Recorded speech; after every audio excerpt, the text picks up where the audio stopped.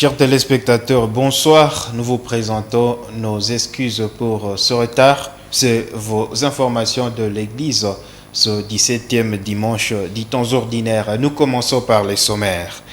4 nouvelles religieuses ont été accueillies dans la congrégation des Oblates de l'Assomption en diocèse de Butembo-Beni ce dimanche 24 juillet.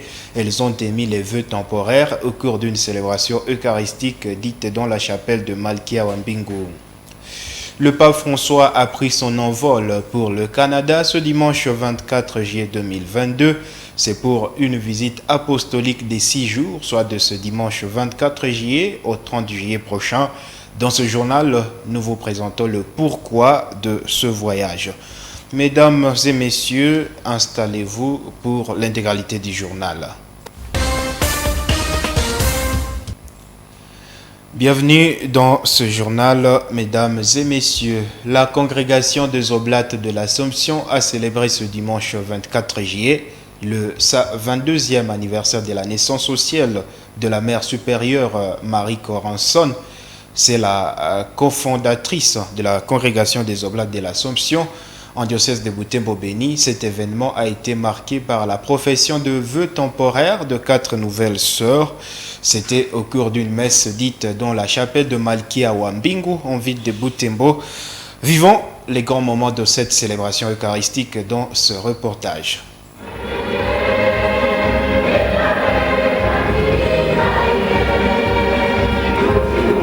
C'est cette température de joie qui a vécu ici dans la chapelle de Malkia Wambingu en cette date du 122e anniversaire de naissance au ciel de la Mère supérieure Marie Coranson, cofondatrice de la congrégation des Oblates de l'Assomption.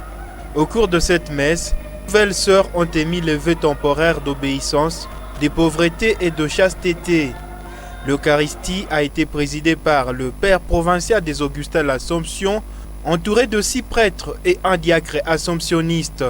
Sont venus partager cette joie, non seulement plus d'une centaine de ces Oblates de l'Assomption, mais aussi des religieuses et religieux venus d'autres congrégations du diocèse de Butembo-Beni, des membres de famille des élus du jour, ainsi que de novices et aspirants de la congrégation de ces Oblates de l'Assomption et d'autres familles religieuses. Dans la première partie de son homélie, le célébrant est revenu sur l'évangile de ce 17e dimanche du temps ordinaire. Il a appelé les fidèles à prier, patienter et respecter la loi de Dieu pour obtenir en retour ce qu'ils demandent. Kuna pande mbili katika sala ya Kikristo. Katika sala mwanadamu anaongea, Mungu anamsikiliza. Na Mungu anapoongea, mwanadamu ana mapashwa ya kumsikiliza. Kwa hiyo tukisali tu bila kusikiliza jambo analotuambia Mwenyezi Mungu, hatutapewa kile tunachomuomba katika sala yetu. Leo kwa namna ya pekee tunaalikwa kuomba bila kukata tamaa. Na tunapoomba tusiwe na haraka, tukiomba tunachohitaji haraka. Na tunasema mara nyingi haraka haina nini? Haina baraka. Lors de la profession de vœux venus, 4 sœurs se succèdent devant la sœur supérieure des Oblates de l'Assomption en province du Congo.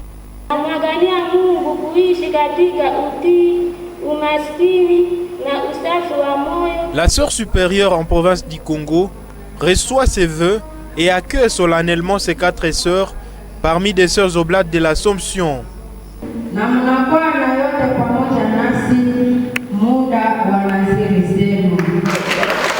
Ces sœurs ont reçu des insignes et la règle de vie de la communauté des Oblates de l'Assomption.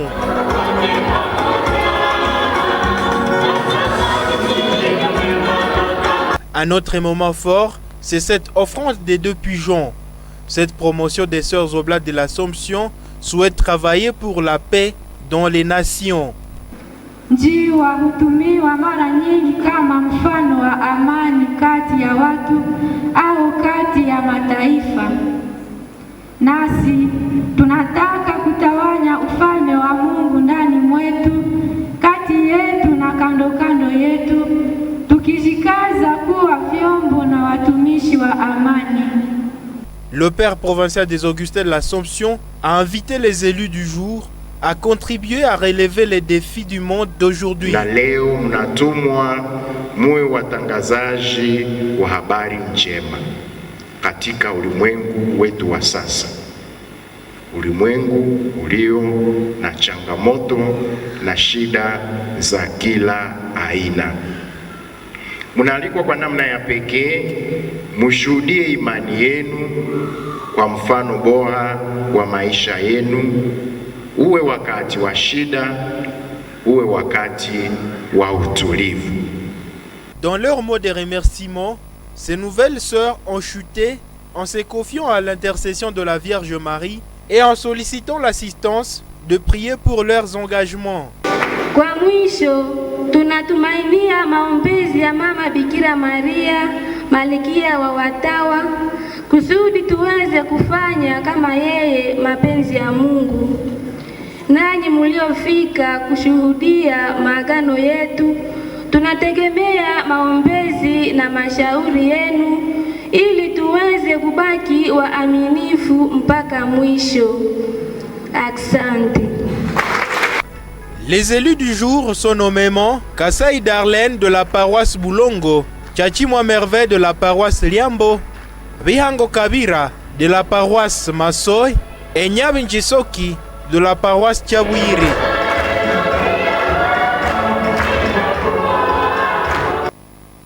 « 51 religieux Augustins de l'Assomption ont renouvelé leurs vœux temporaires samedi 23 juillet 2022.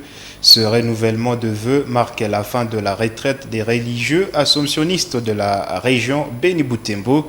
Cette retraite d'une semaine a eu lieu du dimanche 17 juillet jusqu'au samedi 23 juillet. Détail avec Delphin Weya.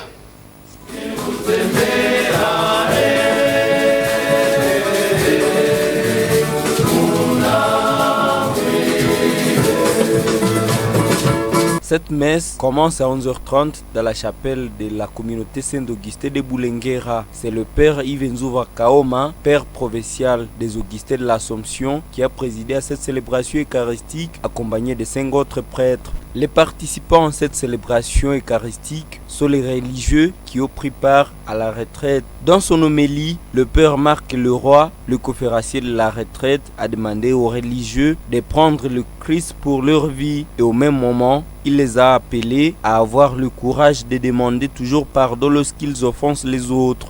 Nos caractères s'arrondissent un petit peu parce qu'on apprend à demander pardon. On apprend à reconnaître qu'on a des picots. Et au fur et à mesure qu'on nous pardonne, qu'on nous lave les pieds, on se dit, il faut que je le casse, ce picot. Il faut que j'arrête de faire mal à mon frère. Et vous voyez, la vie communautaire, c'est pas toujours facile. Hein? On se pique, on se fait mal. Mais à fur et à mesure qu'on accepte d'être au pied de ses frères, non pas pour lui dire t'es mauvais, mais essaye de faire tomber ses picots. Après cette homélie vient le moment du renouvellement des vœux sur les nouveaux religieux qui ont été les concernés. Et pour étendre son règne, moi, frère, dans la chasteté et dans l'obéissance religieuse, pour un an, selon la règle de Saint Augustin et la règle des vies de l'Assomption. Cet événement marque la fin de cette retraite dont les participants ont aussi exprimé leur satisfaction par rapport à ce qu'ils ont eu à apprendre. Et pendant toute cette semaine, nous avons appris à prier avec les actes des apôtres. Notre animateur de la retraite, le révérend Père Marc Leroy, nous a vraiment entraînés à pouvoir prier avec les actes des apôtres. Nous avons été conviés à pouvoir prendre pour exemple cette vie des apôtres du Christ, une vie qui a été caractérisée par la simplicité, l'accueil et l'entraide. Dans ce chapitre, ce qui m'a plus marqué pour ma vie religieuse, c'est le fonctionnement de la première communauté chrétienne. Les apôtres mettaient tout en commun.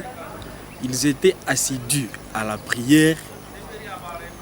Je pense que vraiment ces deux éléments, la mise en commun des biens et l'assiduité à la prière, si je parviens à le mettre en pratique dans ma vie, ça pourra vraiment m'aider parce que c'est vraiment cela le fondement même de notre vie religieuse. Ce qui m'a plus attiré, c'était l'amour, parce qu'avec l'amour, nous pouvons étendre les règnes partout. Si dans tout ce que nous faisons, si nous ne sommes pas vraiment, nous ne sommes pas accompagnés par l'amour, presque tout devient presque nul. Mais avec l'amour, il faut que l'amour là soit une flamme que nous portons toujours, afin que ceux qui nous rencontrent soient directement et beaux témoignages. Avec cet amour-là, nous pouvons les témoigner dans beaucoup de choses. 34 membres du groupe d'approfondissement spirituel Renouveau charismatique catholique Jésus presse de la paix de l'UCG ont reçu l'infusion ce dimanche 24 juillet 2022. C'était au cours d'une célébration eucharistique dite dans l'église paroissiale Saint-Cyril d'Alexandrie UCG. Suivez ce reportage de Samuel Wayinda. Cette célébration eucharistique a été dite par M. l'abbé Mahini Rotassiho Jean-Pierre, entouré de 2 autres prêtres. 34 membres du groupe de renouveau charismatique Jésus presse de la paix de l'UCG ont été infusés. À travers cette infusion, ces heureux du jour sont envoyés en mission dans la vigne du Seigneur pour l'annonce de la bonne nouvelle. Dans son homélie, le célébrant de l'Eucharistie a appelé le chrétien à prier le Saint-Esprit. Cette prière, on dit que c'est le modèle de la prière que nous devons pouvoir recommander à nous tous. Parce que nous devons être des hommes et des femmes de prière, particulièrement à ceux qui, d'une manière singulière, se donnent à la prière, dont le groupe du renouveau charismatique de notre paroisse. S'en est suivi la cérémonie de l'effusion dirigée par l'abbé Lou Trouvesson, curé de la paroisse universitaire de l'UCG.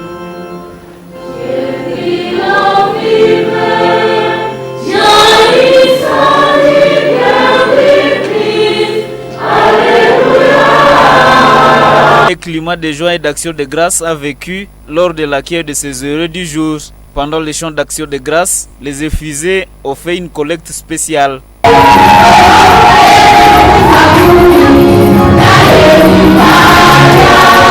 Après la messe, les membres de ce groupe se sont réunis dans la grande salle du restaurant Ami Client pour le partage des repas fraternels.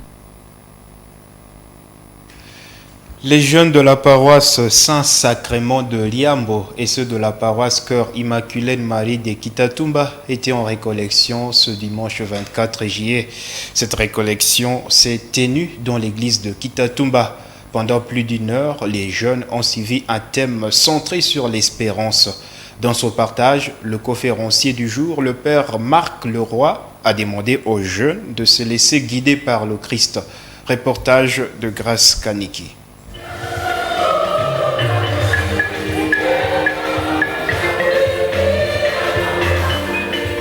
C'est par cette louange forte que commence la récollection qui a réuni les jeunes de la paroisse Saint-Sacrement de Liambo et ceux de la paroisse Cœur Immaculé de Marie de Kitatumba. Ils sont plus d'une centaine. Ces jeunes qui ont bénéficié des enseignements avant la célébration eucharistique, ils ont suivi un thème centré sur l'espérance. Le père Marc Leroy a ouvert son partage par un mot de réconfort en exprimant sa proximité envers le chrétien du diocèse de Butembo Beni, meurtri par les atrocités de la guerre. Le Congo, il est dans mon cœur. Et le Congo, je sais combien il souffre. Je sais que beaucoup souffrent, spécialement ici. Je connais vos pères. C'est la deuxième fois que je viens ici. J'étais venu il y a 4 ans. Je connais vos pères. Et soyez certains qu'à Bruxelles, nous prions souvent pour vous. Vous n'êtes pas seuls. Il y a ici, le Père Justin me disait que vous les jeunes, vous avez au cœur d'avoir un jour d'adoration perpétuelle ici, et ça vous a été accordé par votre évêque. Poursuivez cela. Ayez du courage. Par plusieurs exemples décrivant la vie des personnes qui ont souffert avant de recevoir la grâce de Dieu, le conférencier a fait savoir aux jeunes que rien n'est impossible devant Dieu. C'est ainsi qu'il les a appelés à se laisser guider par le Christ. Le méchant est à terre. Il n'est pas debout. Celui qui est debout, c'est qui? C'est celui qui aime. Jésus a été toute sa vie un homme debout. Les hommes ont voulu le mettre à terre, mais c'est impossible. On ne met pas Dieu à terre. Si Dieu est tombé 3 fois pendant le chemin de croix, ce n'est pas les hommes qui l'ont mis à terre, c'est lui qui s'est abaissé au niveau de celui qui est à terre. C'est lui qui est tombé et qui dit à celui qui est à terre: je t'avais créé pour aimer, je t'avais créé pour le bonheur, et tu n'es pas un homme comme je l'ai créé. Je te propose ceci. Est-ce que tu es d'accord que je fasse renaître en toi l'amour? Le père Marc Leroy a appelé les jeunes de Liambo et ceux de Kitatumba à demeurer dans l'amour qui seul conduit à la victoire.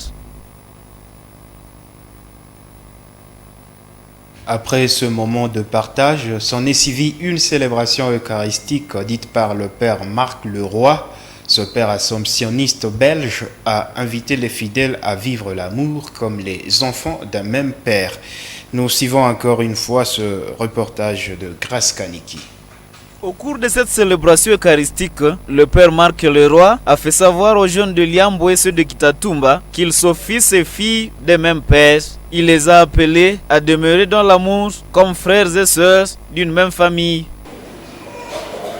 Si nous n'avons qu'un seul Père, nous sommes tous des frères et sœurs. Si nous n'avons qu'un seul Père, tous les hommes et toutes les femmes de la terre sont nos frères et sœurs. Je sais bien que parmi eux, il y a des bons, des méchants et des très méchants. Mais nous sommes tous les enfants de la même Père. Aucun de nous n'est un raté devant Dieu. Dieu n'a raté aucune de ses créatures. Ce sont ces créatures qui abîment l'image que Dieu a déposée dans leur cœur. Mais Dieu n'a pas fait de raté. Dieu n'a pas fait de méchants. Dieu fait des hommes à son image, en qui il a déposé tout son amour. Quand vous dites Père, vous dites que tous les hommes et toutes les femmes, Dieu n'en a raté aucun. Le célébrant de l'Eucharistie a demandé aux chrétiens d'avoir un esprit d'humilité à l'exemple du Christ qui s'est abaissé en lavant les pieds de ses disciples.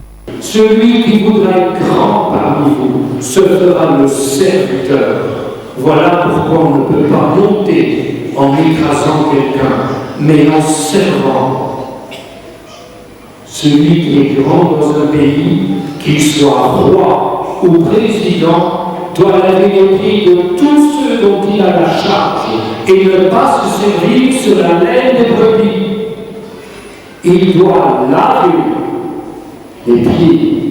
Celui qui voudrait être grand, sauf s'il ne se considère pas comme un enfant du Très-Haut. Alors il ne faut pas faire semblant le jour où on est institué d'avoir quelqu'un qui prie pour nous. Ça, c'est de la comédie.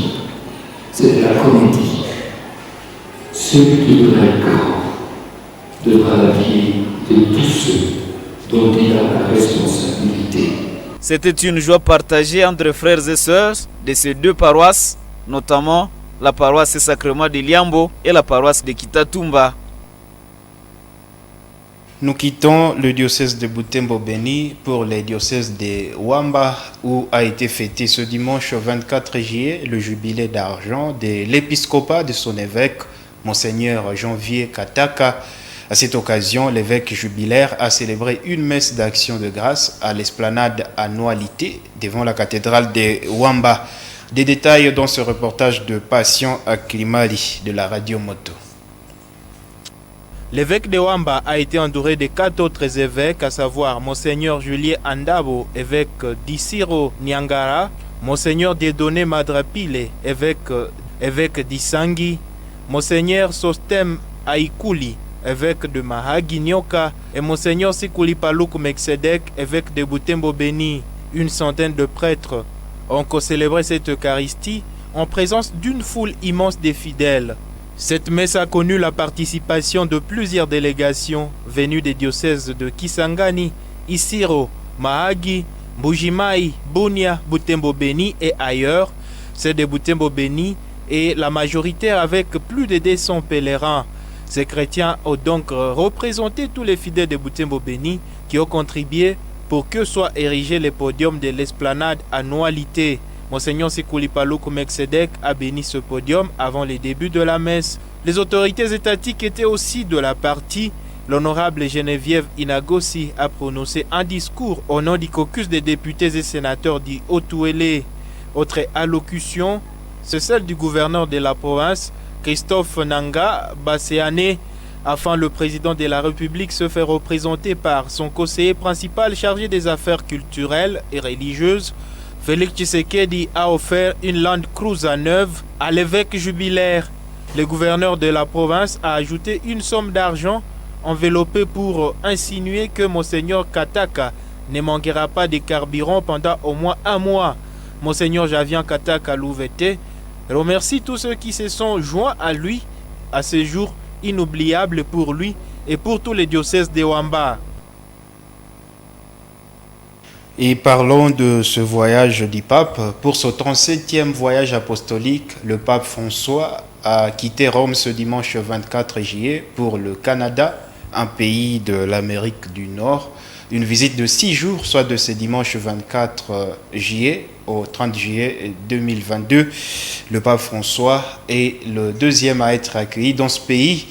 Saint Jean-Paul II s'y est rendu 3 fois, respectivement en 1984, 1987 et 2002. Et pourquoi le pape François va au Canada? C'est pour demander pardon. Suivons plus de précisions dans ce reportage de KTO. Bonsoir à tous. Un pèlerinage pénitentiel. C'est ainsi que le pape François présente son 37e voyage hors d'Italie qui débute ce dimanche en direction du Canada. Une visite qui s'inscrit dans le long processus de réconciliation avec les peuples autochtones initié par les évêques du pays. Au cœur du sujet, les pensionnats résidentiels ouverts à partir du 19e siècle, mauvais traitements, génocide culturel, disparition d'enfants. La liste des blessures est longue et grave. Et l'Église catholique a contribué à administrer certains de ces pensionnats pour le compte de l'État. Pour cela, elle a présenté ses excuses en 2021, 20 ans après les Anglicans. Au mois de mars dernier, ici à Rome, le pape a reçu quelques 150 personnes déléguées des peuples autochtones. Il leur a demandé pardon, un geste qu'il devrait réitérer à l'occasion de cette visite et qui est attendu, comme nous l'explique notre ami Jasmin Lemieux-Lefebvre, bien connu des téléspectateurs de KTO. Il est membre du comité d'organisation de la visite. Tout d'abord, il y a beaucoup de survivants, survivantes des pensionnats autochtones qui ont hâte d'aller à sa rencontre, de l'accueillir et surtout d'entendre ses excuses sur leur territoire. Ce sera bien évidemment l'un des premiers gestes que le pape François posera sur le site d'un ancien pensionnat autochtone en Alberta.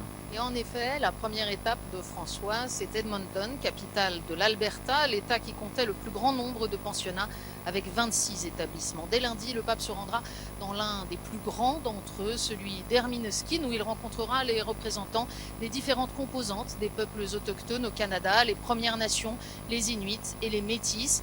Il ira ensuite prier à l'église du Sacré-Cœur des premiers peuples à Edmonton. Le lendemain 26 juillet, c'est la fête de Sainte-Anne. Le pape célébrera la messe au stade à Edmonton avant de se rendre au bord du lac Sainte-Anne où il rejoindra les milliers de pèlerins qui traditionnellement s'y pressent chaque année. Il faut savoir que Sainte-Anne, la grand-mère de Jésus, est l'objet d'une dévotion particulière pour les chrétiens autochtones qui traditionnellement vénèrent les anciens. Ensuite, direction Québec, avec d'abord la rencontre avec les autorités à la citadelle. Et puis jeudi, Sainte-Anne à nouveau, mais Sainte-Anne de Beaupré, cette fois grand sanctuaire et lieu de grâce depuis le XVIIe siècle. Enfin, vendredi, 29 juillet, le pape se rend dans le Grand Nord canadien, dans la petite ville d'Iqaluit, 7000 habitants. C'est la capitale de l'État du Nunavut. Là encore, il rencontrera d'anciens pensionnaires inuits. Alors, à quelques heures de l'arrivée de François, c'est évidemment l'effervescence du côté des organisateurs, d'autant que la visite a été préparée en à peine 3 mois, 20 ans après la dernière visite d'un pape. C'est un immense honneur de pouvoir, 20 ans après les Journées mondiales de la jeunesse, Toronto, nous avons accueilli Saint Jean-Paul II, de pouvoir recevoir François au Canada. Il y aura des soubresauts, des changements de dernière minute, mais il y a une belle équipe. Et le souci de prioriser cette réconciliation tant souhaitée est au cœur de nos démarches. Et c'est pour ça que même si nous sommes un peu fatigués, chaque matin on se lève en disant il y a une énergie renouvelée. On pourra se reposer après, mais là, on accompagne François, on est prêt vraiment à vivre ensemble intensément ce pèlerinage pénitentiel au Canada. Et des soubresauts, il y en aura probablement. Le Vatican indique que le programme pourrait être ajusté au jour le jour en fonction de l'état de santé du pape François qui, rappelons-le, souffre toujours du genou. 20 000 km, quelques 24 heures d'avion, une dizaine de discours en 5 jours, voilà le programme. Il est particulièrement dense. Il est en tout cas à suivre en intégralité et en français sur KTO et ktotv.com. Mesdames et messieurs, c'est la fin de ce journal. Je vous souhaite une merveilleuse nuit et un très beau début de la semaine. Au revoir.